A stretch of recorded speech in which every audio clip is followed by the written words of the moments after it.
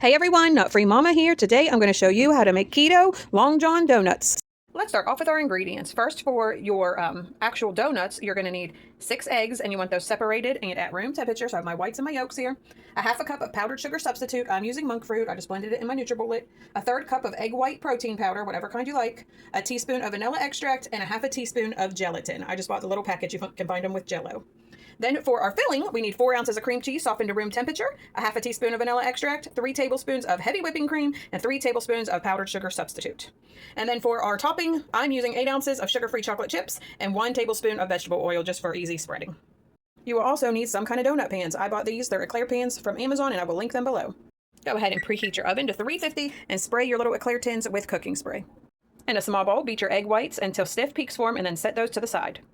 In a large bowl, you want to beat your egg yolks until they're like pale, and then they have little bubbles all over them, about 2 minutes. Now we're going to gradually add in our powdered sugar and continue to beat that just a little at a time until it is light and creamy. That looks great. So next we are just going to go ahead and add in our vanilla, our gelatin, and our egg protein powder, and we're just going to give that a good mix until everything is incorporated. That looks great to me, and I just made sure that I used the spatula to beat down the sides to make sure everything's incorporated. Now we are going to fold in our egg whites into our mixture a little at a time. Just fold it until it's combined. Try not to overmix. That looks pretty incorporated to me. So next I'm just going to fill up my cavities with the mixture. I'm just going to spoon it in. All my Long Johns are ready to go into the oven at 350. I'm going to check mine after 10. While the Long Johns are baking, we are going to work on our yummy filling. So take your 4 ounces of softened cream cheese, and we're going to beat that with an electric mixer until it's smooth. Go ahead and add in the egg protein powder, the vanilla extract, and your heavy whipping cream, and we're just going to beat that until everything is combined and smooth. That looks great. Be sure that you scrape down your sides with a spatula. So I'm going to get this into a piping bag and just put it in the refrigerator until I'm ready to use it.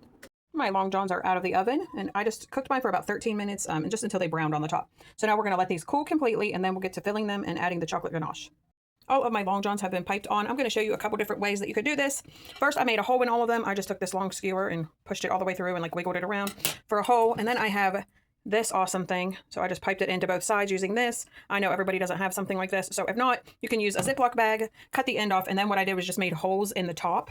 It's just easier. I also went all the way across with this again for those ones, but then I just made the holes in the top and piped it in that way.